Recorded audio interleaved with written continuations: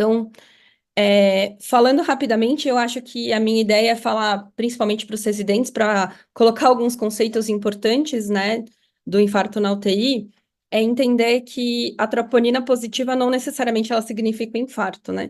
Então, o aumento da troponina, ela é classificada como uma injúria miocárdica que pode ter uma síndrome coronariana por detrás, mas não necessariamente. Então, a gente tem vários aspectos importantes para discutir, e quando você fala do paciente crítico, e aí eu não estou dizendo o paciente, exatamente o paciente que está entrando na UTI com uma dor no peito e eletroisquêmico, mas eu estou falando daquele paciente que muitas vezes a gente vê entubado, com droga, dialisando, e dá a entrada na UTI com outros quadros, e de repente ele faz uma injúria miocárdica, e a gente quer entender se isso é uma síndrome coronária ou não, e aí eu vou dizer para vocês que esse diagnóstico ele pode ser bastante complexo e que a gente tem que entender alguns conceitos do que é injúria, do que é infarto, principalmente agora com as novas, né? Novas, eu ponho entre aspas, porque é de 2018, mas das novas definições do que é infarto, né? Então, para deixar bem claro, de uma forma bem simples, o aumento da troponina a gente chama de injúria miocárdica. E aí, uma vez que você detecta que o paciente tem uma injúria miocárdica, o ideal é a gente fazer uma curva, né, dessa troponina para entender se essa troponina ela faz curva ou se ela tem um platô. Porque a gente tem injúria miocárdica crônica, por exemplo, no paciente dialítico, paciente em insuficiência renal crônica, mesmo nos pacientes que têm IC, por exemplo, a gente pode ver um aumento da troponina que não faz esse pico, né? Não sobe e desce, ela fica em platô. Então, entender a dinâmica da troponina ela é importante para a gente começar a compreender do que a gente está vendo, né? Por quê? Porque tropo positivo é sempre um problema dentro da UTI. Não só porque levanta a suspeita de síndrome coronariana, né, e de infarto, mas também porque muitas vezes não, o que a gente vê nos estudos é que ela é um grande marcador prognóstico independente da doença que o paciente entrou. Então, é sepse com aumento de troponina, morre mais. É o doente TEP com aumento de troponina, morre mais. Então, é pós-operatório não cardíaco que tem aumento de troponina, mostra um maior risco de óbito, independente da causa dessa injúria miocárdica. Então, ela é um problema porque ela é um marcador prognóstico e ela é um problema para a gente entender o que é que isso significa, o que o corpo está mostrando, da onde vem essa injúria miocárdica, e muitas vezes a gente não consegue chegar a essa conclusão da etiologia do aumento da troponina, né? Mas considerando que isso é uma injúria miocárdica aguda e que ela fez pico e ela subiu e depois desceu, né? Isso é o que a gente classifica de injúria miocárdica aguda, né? E aí, a definição de infarto, ela fala que é injúria miocárdica aguda, mas pelo menos uma dessas coisas aqui. Ou é dor no peito, ou um equivalente isquêmico. A gente sabe que essa paciente é uma paciente que tem múltiplas comorbidades, e pelo fato dela ser uma doente crítica, muitas vezes os sintomas são muito frustros, né? E ela tinha edema pulmonar, ela tinha outros equivalentes para a gente pensar que ela tinha um exame físico compatível com infarto. Outra coisa são alterações de eletro, que é alterações principais supra, claro, né? Infra de ST também, é acima de 2 milímetros, né? E quando a gente tem alterações da onda T e surgimento de onda Q patológica. Então, isso são alterações eletrocardiográficas sugestivas de infarto, né? E por último, alteração da função ventricular, né? Então, principalmente função segmentar, quando você olha, seja por eco, ou seja, por exemplo, uma ressonância, ou você fez uma cintilografia, enfim, coisas que a gente consegue ver que tem uma nova alteração, principalmente alteração focal, né? Alteração segmentar nova. E se você tem a injúria ou qualquer um desses três, é o que a gente classifica como infarto, né? E a gente tem vários tipos de infarto, né? A gente tem infarto tipo 1, infarto tipo 2, o 3, 4 e 5. O 3, 4 e 5 eu não vou falar muito, porque o 3 é na morte, que é um paciente que tem morte súbita e a gente faz esse diagnóstico pós-mortem. O 4 e o 5 estão relacionados a procedimentos percutâneos e cirúrgicos no coração. Então, a gente está falando dos pacientes clínicos, né? Que é a maior dúvida que sempre surge. Será que esse paciente é um infarto tipo 1 ou um infarto tipo 2? O infarto tipo 1 é daqueles pacientes que têm instabilidade de placa, que é o paciente em que a gente costuma tratar como o guideline fala, né? A gente vai falar um pouco mais para frente, mas é o doente que é a instabilidade de placa que está levando à lesão isquêmica aguda. E nesse doente é o que a gente dá AS, que a gente dá clopidogrel, que a gente hepariniza esse paciente, que muitas vezes a gente manda para estratificação invasiva e faz tratamento percutâneo. Então, quando a gente faz a suspeita inicial, que o caso é um caso coronariano por instabilidade de placa, o tratamento necessário para isso é AS clopidogrel ou outro segundo antiagregante, né, dependendo do caso, heparinização e tratamento, pelo menos uma estratificação invasiva para ver se você vai fazer uma revascularização, seja percutânea ou seja cirúrgica, a depender da anatomia, né? Mas lembrando, e uma coisa que eu sempre gosto de falar, é sobre o clopidogrel na UTI, na síndrome coronariana, em especial quando a gente está falando da síndrome coronariana aguda, né? O estudo do clopidogrel inicial é quando adicionado à terapia fibrinolítica, então ele é aí da data de 2005, onde talvez a angioplastia primária não era o tratamento inicial da síndrome coronariana, e aí, falando nos pacientes que é infarto sem supra, que eu acho que é o grande problema, né? Porque o paciente com supra, a gente não tem muita dúvida do que fazer. É supra, vamos levar para a sala, né? Quando a gente acha que é um infarto tipo 1. Agora, o doente sem supra, que eu acho que é o grande problema dentro da UTI, porque é o time da estratificação, se esse paciente vai se beneficiar, quais são os riscos relacionados ao tratamento. Então, quando a gente vê, por exemplo, no tratamento do doente sem supra, se ele não for para angioplastia, se for para um paciente de tratamento clínico, o clopidogrel ele adiciona um melhor desfecho, que é um desfecho combinado, que é reinfarto, AVC e morte por doenças cardiovasculares, mas com NNT de 47. Então, eu vejo muitas vezes a gente pegando pacientes muito idosos, coronariopatas graves, doentes que o tratamento vai ficar clínico, porque é uma doença de alta carga isquêmica, mas que tem muita lesão e que não é passível de tratamento, muitas vezes o tratamento é o clopidogrel, esse paciente já usa anticoagulação, alto risco de sangramento, e aí entender o risco-benefício do uso desse segundo antiagregante. E o infarto tipo 2, que é um dos principais que a gente vê na UTI, principalmente dos pacientes que dão entrada no pronto-socorro ou na nossa unidade, né, de terapia intensiva, que o quadro não é cardiológico inicial, né, e que eles desenvolvem uma alteração isquêmica durante a internação, né, e a gente vê muito isso. Eu estou com uma paciente agora, inclusive, lá na G1, com um quadro assim semelhante. E o infarto tipo 2 são pacientes que, em geral, eles têm doença aterosclerótica por trás, então ele já tem alguma alteração anatômica que se justifique algum problema de fluxo coronariano, ou não, ou às vezes ele não tem uma alteração anatômica, mas ele pode ter alterações endoteliais, que podem levar a vasoespasmo, doença microvascular, doença não aterosclerótica, como, por exemplo, dissecção aguda, dissecção de coronária, que é uma coisa que às vezes a gente vê, principalmente em situações de estresse, né? Ou pacientes que não têm doença coronariana, mas que têm uma alta demanda metabólica, ou têm baixa oferta de oxigênio, como por exemplo no caso de uma anemia aguda, por exemplo, que a gente pode ver um desbalanço oferta e consumo de oxigênio.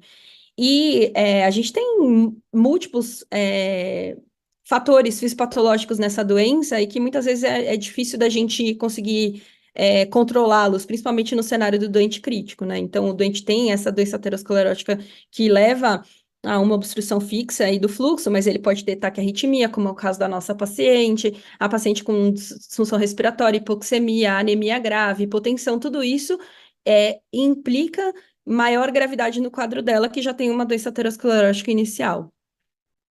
E aí, falando um pouco sobre esse tratamento, então, só para a gente concordar que a subida e descida da troponina dentro da UTI, a gente vai tentar entender se isso é uma injúria miocárdica ou um infarto agudo, lembrando que os critérios de infarto agudo é alteração do eletro, dor, o equivalente isquêmico e alteração segmentar nova nos exames de imagem. Se a gente achar que isso é um infarto agudo, que ele fecha esses critérios, a gente tem que entender se isso é uma síndrome coronariana aguda, que é um infarto tipo 1 ou infarto tipo 2. Por quê? Porque o infarto tipo 2, o tratamento provavelmente vai ser um tratamento de suporte, né? E o infarto tipo 1 é aquele que a gente vai usar todas essas estratégias que a gente vem discutindo. Bom, se a gente está frente a um doente que a gente acha que é um infarto tipo 1 e ele está em choque cardiogênico, acho que não tem muita dúvida, esse estudo é um estudo já de mais de 20 anos atrás, que é o Shock Trial, que mostrou que a revascularização versus a estabilização clínica para postergar uma revascularização ela traz benefício para os nossos pacientes, com redução de mortalidade de 6 meses. Lembrando que nesse estudo, a mortalidade em 30 dias não foi diferente entre os grupos, né? Mostrando para a gente que o tratamento invasivo e imediato desses pacientes, ele resulta em menos complicações a mais a longo prazo do que a curto prazo em si, com um NNT de 7,8. Então, a gente acaba pensando muito no tempo é músculo, principalmente pensando no músculo que vai sobreviver, né? No paciente futuramente em relação a complicações arrítmicas, de insuficiência cardíaca e novos eventos isquêmicos. Se a gente for tratar os pacientes com choque cardiogênico e que infarto agudo do miocárdio, como a gente já viu que é realmente importante para redução de mortalidade, o que a gente tem de estudo mais recente sobre o tema de a gente vai tratar todas as coronárias, a gente vai tratar a lesão culpada, que foi uma das coisas que a gente discutiu aqui, né?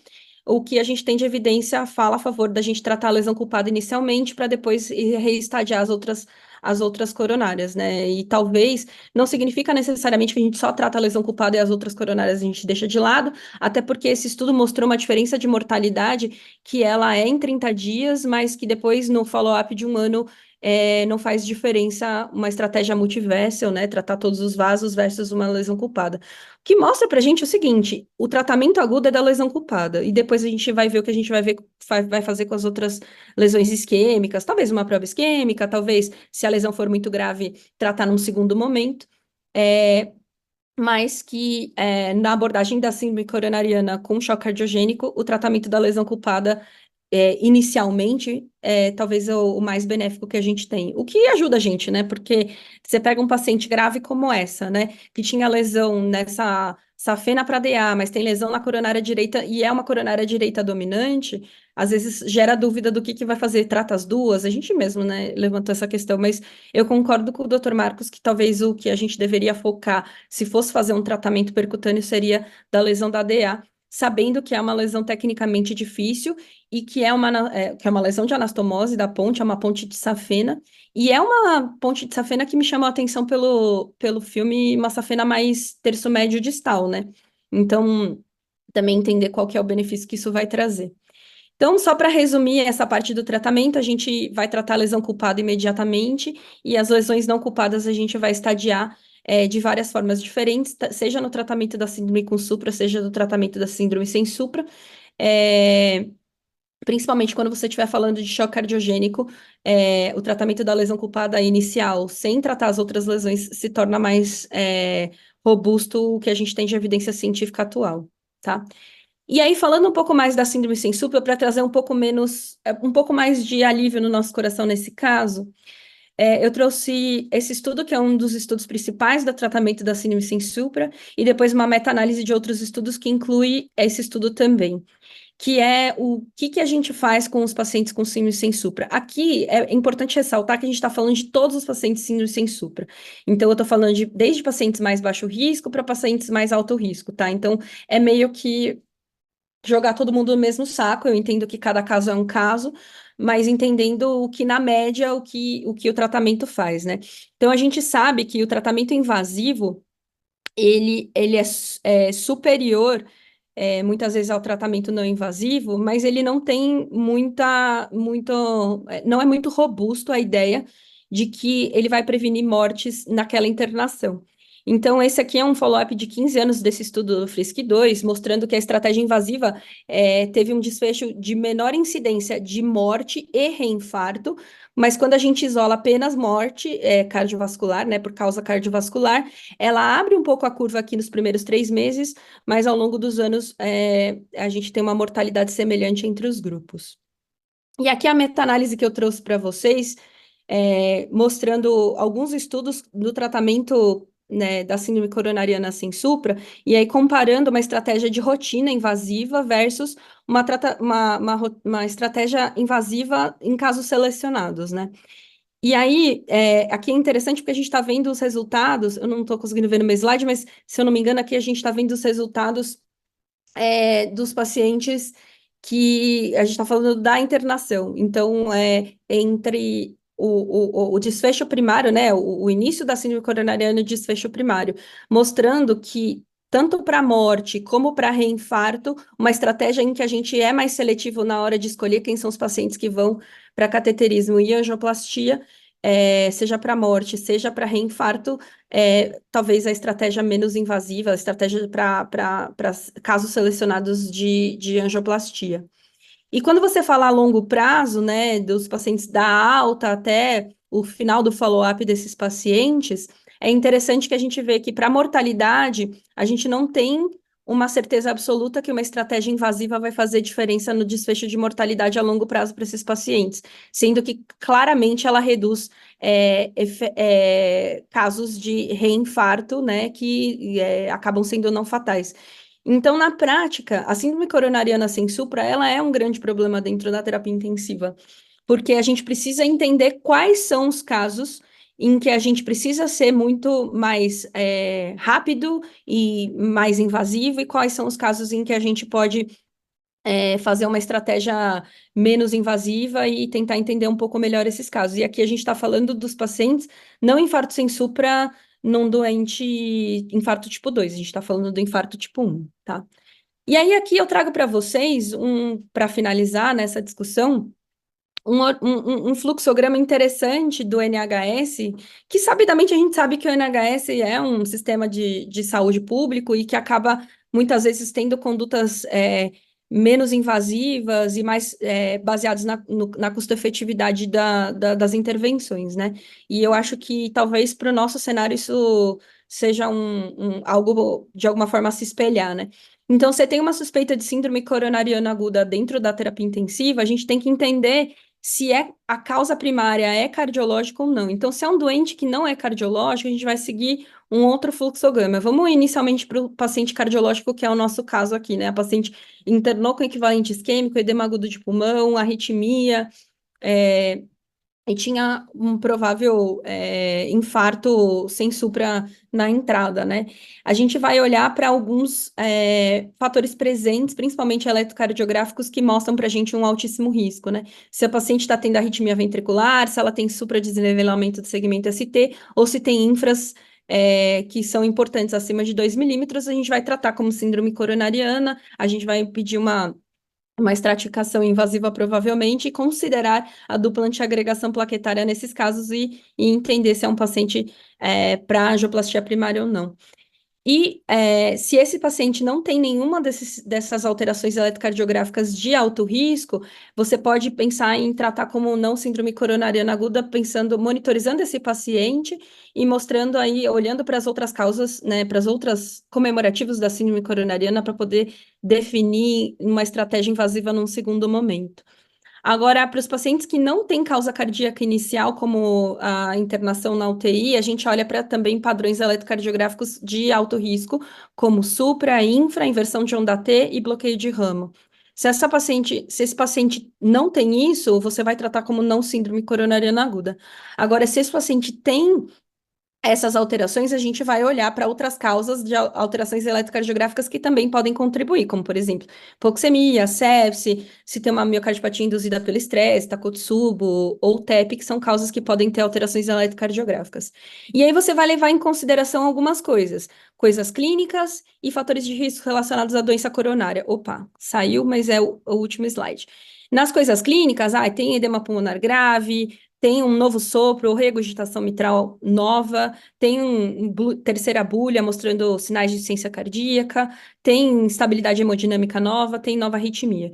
E aí você vai olhar para fatores de riscos relacionados à doença. Então, se é idade avançada, se já tem doença isquêmica prévia, sabida, se tem algum outro diagnóstico de angina que pode ter sido subdiagnosticada, e se tem outros fatores de risco relacionados a diabetes, tabagismo, hipertensão, tá? E aí você vai definir se esse é um paciente baixo risco, risco intermediário ou risco alto. Lembrando que o risco alto é o paciente que você vai provavelmente solicitar cateterismo de urgência. Os riscos intermediários a gente vai olhar o eco, seriatroponina, e se a gente vê alterações que sugerem infarto, a gente vai considerar dupla antiagregação plaquetária e estratificação invasiva. E se esse paciente não tiver grandes alterações clínicas ou fatores de risco relacionados à doença, provavelmente ele vai ficar num tratamento mais conservador. Então, acho que para finalizar, não é um caso simples o tratamento e o reconhecimento da síndrome coronariana na UTI também não é muito simples da gente entender. E quando a gente tem pacientes que já têm sabidamente uma doença isquêmica, eu acho que é importante a gente olhar outros fatores de risco que podem estar contribuindo para a descompensação da insuficiência cardíaca. Nesse caso, a gente tinha uma anemia com sangramento, a gente tinha uma paciente que chegou, que era uma IC com fração de ejeção preservada, que chega muito hipertensa, então isso pode estar contribuindo também para um aumento da carga isquêmica, está fazendo arritmia, FA de alta resposta, isso aumenta também o consumo de oxigênio, e não traz, assim, respostas muito claras para esse caso do que é o certo e errado, sabe? É claro que foram 15 dias de doença e a gente ficou, talvez a gente devesse ter definido se ia ou se não ia para o CAT, enfim, o que fazer, né? Porque eu acho que isso que trouxe um pouco de angústia para todos nós. Mas eu não sei se tem uma resposta muito clara para esse caso do que deveria ter sido feito, porque ainda mais olhando retrospectivamente, se ela teve um sangramento aí no momento final da vida dela, eu não sei se ela não teria esse sangramento na sala também, entendeu? Mas ao mesmo tempo, será que se a gente tivesse tratado ela antes e tirado toda essa carga isquêmica da anatomia, será que isso impediria ela da evolução trágica que ela teve? Não, eu não sei, também pode ser, né? Então, acho que esse caso é um caso bastante didático do quão complexa é essa doença dentro da UTI. Muito obrigada, Lívia. Eu acho que a gente aprendeu muito aí com as discussões. O Renato fez uma pergunta. Ele falou que depois já tinha respondido, mas eu acho que vale a pena eu fazer de novo essa pergunta para você, porque talvez tenha alguma dúvida aí de entendimento do que é infarto tipo 1 e o que é um infarto tipo 2. Estratégia não invasiva envolve necessariamente o uso de tenecteplase ou significa só o manejo clínico do choque cardiogênico, sem exame invasivo? Não estou te escutando. Desculpa, meu microfone estava fechado. Era só o manejo clínico, tá? No Shock Trial, a estratégia era revascularização imediata, e aí envolvia principalmente angioplastia. Poucos pacientes acabaram indo para a cirurgia cardíaca, versus estabilização clínica para posterior entender a estratificação invasiva. E aí, nesses casos, mesmo nesses casos de choque cardiogênico, a gente viu que talvez a estratégia invasiva ela foi muito importante para prevenir insuficiência cardíaca a longo prazo, prevenir arritmia, fibrose, que são as coisas que a gente sabe que acaba matando esses pacientes, né? Mas em 30 dias ela não foi isso que mudou a mortalidade dos pacientes. Então, isso é importante a gente ter, porque muitas vezes a gente quer mandar o paciente para o CAT de qualquer jeito. Quando na prática, não adianta a gente mandar o paciente, por exemplo, com uma PM de 40 ou uma PM de 30, a não ser que a gente pense que lá no cateterismo alguém vai tentar colocar um suporte mecânico para poder fazer esse CAT, sabe? Então, eu acho que essa é a lição de casa que fica, pelo menos para mim, assim. Sim, eu não lembrava disso, não lembrava que a mortalidade ela alterava a longo prazo, mas a curto prazo não. E Entendi. lembrando que nesse aqui a gente está falando de choque cardiogênico por síndrome com supra e sem supra, tá? Que é também assim, quando a gente faz um RCT que é para ser pragmático, a gente acaba colocando muitos pacientes no mesmo saco. Eu não sei isoladamente cada um deles, provavelmente tem análise pós-hoc disso, mas assim, o fato é que o que a gente precisa entender é que as estratégias de rotina que a gente vai seguir para todo mundo, e muitas vezes a gente vai ter que individualizar caso a caso mesmo, né? Muito obrigada, gente. A gente passou bem do horário, mas eu acho que foi uma reunião muito legal, Desculpa. muito importante. Não é culpa sua, eu acho que é culpa minha. E eu queria agradecer a todos aqui presentes, a Lívia, o Dr. Marcos, a doutora Flávia, o João, e a todos que estão aqui assistindo a gente. Muito obrigada, viu? Obrigada a todos, gente. Boa noite. Obrigada, Lívia. Parabéns aí pela aula. Obrigada, João. Obrigada, Marcos, pela sua presença. E obrigada, Fê, por organizar essas reuniões de mortalidade, que são tão importantes para nós. Vamos Obrigada. continuar perseverando na melhoria. Boa noite para todos. Boa noite. Obrigada, Marcos. Boa noite, pessoal. Tchau.